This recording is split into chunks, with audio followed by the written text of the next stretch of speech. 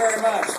Boy, thank you. I heard so many good speakers today, and my brain is full, and my tank is full, and the octane is maxed out now, and I'm ready to go out and charge the ramparts again and again and again. For a while there, I was beginning to think that windmill wasn't going to wear out and get tired of charging it, and sooner or later we saw some things change. And we saw that pickup of 63 Republican seats and 87 freshman Republicans in the House. There's a lot that you can expect from that now, and we need to use all the tools that we have.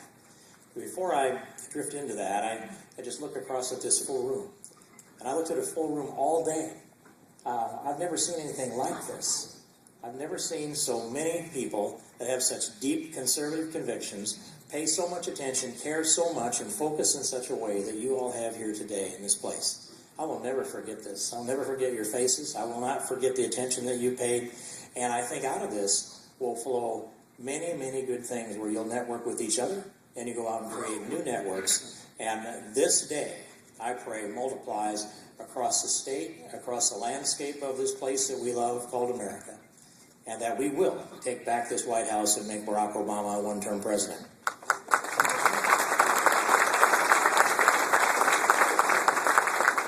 This big day, the list of speakers that we have, and I'm going to actually try to end this fairly quickly because I'm anxious to hear from Senator DeMint. And I know that you've been at this a long time, and most of you know what I think. But I want to add what I think to this, and that is, first, that the work that was put together to make this a successful day was hardly any of it done by me.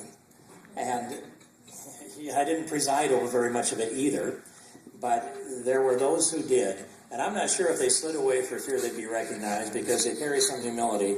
But I want to recognize all of the people that are volunteers. My staff, the volunteers from the congressional staff, the campaign staff, the conservative principals group, Tim Moran and all, Chuck Laudner, Stephanie Laudner, Jeff and Lindsey King, all of you. Will you please stand up and stand up long enough that we can look at you wherever you are? You have done a great, great job today, and you deserve all of our appreciation.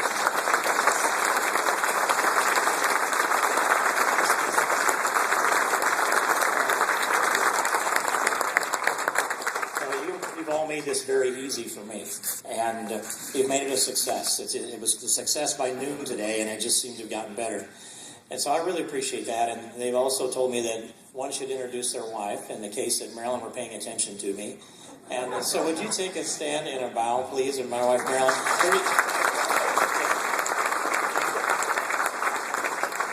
If Marilyn will put up with me, we will record 39 years on June 17th, upcoming June 17th. So I wanted to just touch two subjects, and then to turn this podium over. And that is Obamacare and the continuing resolution. I want to make sure there's clarity with the strategy that's there. And that's this, that for a long time, it's been clear that we had to find leverage points. If we were only going to have the majority of Republicans in the House of Representatives, and not, at least for now, in the Senate, and not have the White House, we have the responsibility to start the spending bills, and nothing can be approved that is not, for spending, that is not approved by the House of Representatives. That means that if we dig in, take our stand, hold our ground, there's nothing that can put money into that account of Obamacare that will bring forth its implementation or its enforcement. If the House holds its ground, and if we don't blink, if we stare the President down, if we stare Harry Reid down, if we hold our ground, we can impose our will, and that will needs to be this, that responsibly fund the responsible functions of government in a fiscally responsible fashion. A little responsibility lingo there.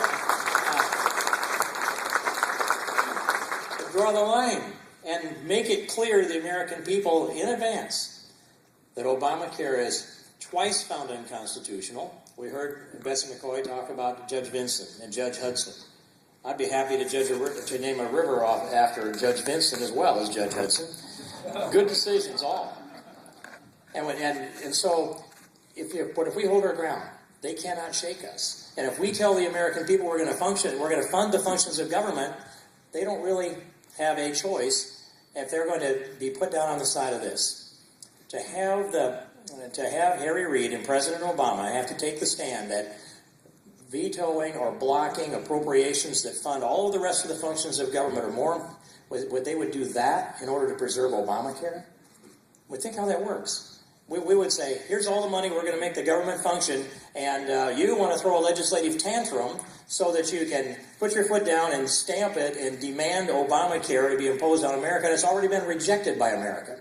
62% was the number you heard from Michelle Bachmann today, and that was a Rasmussen poll, have rejected. 51% in that poll said they intensively want to see it repealed, and only 24% said they wanted to intensively keep Obamacare. We've got to have this strategy. We've got to hold together. There are only two leverage points. One of them is the continuing resolution. The other one is the debt ceiling. I think you want to take the highest leverage piece that there is, the continuing resolution, use it to the max. And I've worked for that now for more than a year. And I'll work that through until such time as we either succeed or there is no hope of trying. And I'm looking at succeeding, and I'm seeking to encourage our leadership to adopt the language that I've drafted and introduced. And they understand the strategy. It's a matter now of the conviction that needs to come to face the president down. And it seems as though the government shutdown in 1995 was the only piece that informs some as to what happens when there's a government shutdown. They seem to think that because Republicans were willing to stand up and say they wanted to shut the government down in 1995, that then Republican members of the legislature got the blame because of the shutdown. And I just have this viewpoint, which is, first of all, political science is not a science.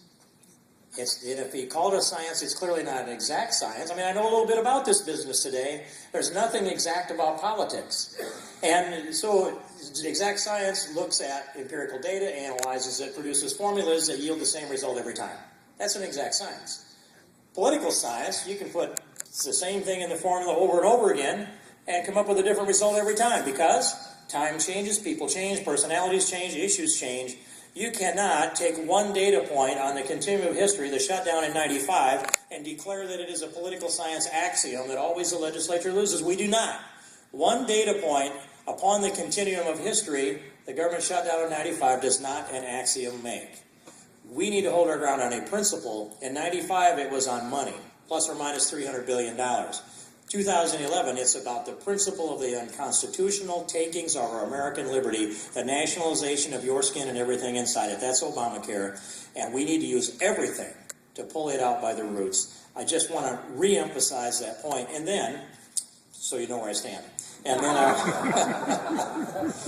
then I want to transition into a little bit of a talk on American exceptionalism, because that was a theme that kept recurring throughout today.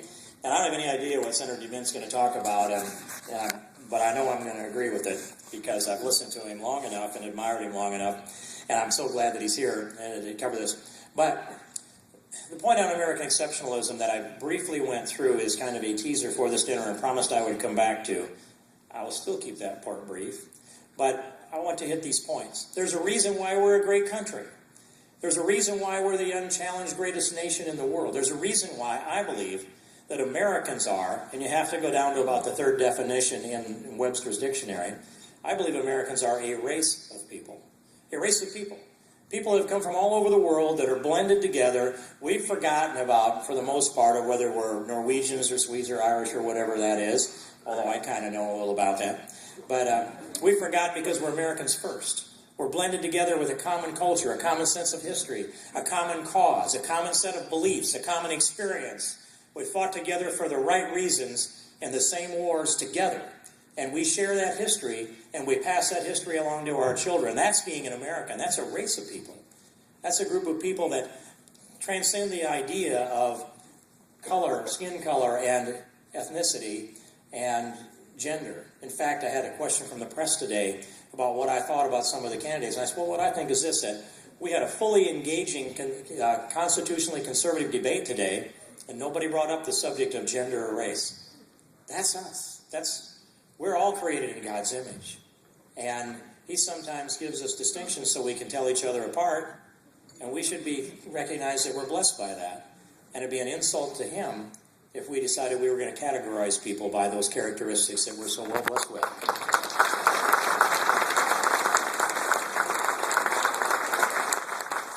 We are an exceptional people. And so I just want to list some of the pillars of American exceptionalism, not define them, but just list them. Look at the Bill of Rights. These are unique things to us. Freedom of speech, religion, the press. That's just like in one amendment. And freedom to peaceably assemble and petition for redress of grievance. That's still in the First Amendment. Second Amendment right to keep and bear arms, not because of personal defense or target shooting or hunting. Those are all residual benefits, but it's so that we defend ourselves against a tyrant that might emerge if we don't have our guns. We've got an obligation to the rest of the world to protect the Second Amendment rights because their very existence, whether we ever have to pick them up or not, protect us from tyranny. That's why the Second Amendment is there, and we should know that and understand it. We have the Fifth Amendment right to property, which has been, I will say, amended by the Kelo decision. I'm not very happy about that, but it's another right to property. Protection from double jeopardy. Protection so that we can be tried by a jury of our peers. And we go on. And we look at the states' rights component of this, the powers and the concept of federalism that devolve down to the states and to the people respectively. I mean, this is a huge concept. This concept of republicanism, this representative form of government that we have, comes from the Romans, as did Roman law, that foundation of law. And as the law found its way, Roman law and the Republican form of government, which was so respected by the founding fathers, they rejected democracy because they saw what happened within the Greek city-states, but they adopted a Republican form of government, and it's guaranteed in our Constitution. I remind the Democrats of that quite regularly. It's a constitutional guarantee to maintain a Republican form of government.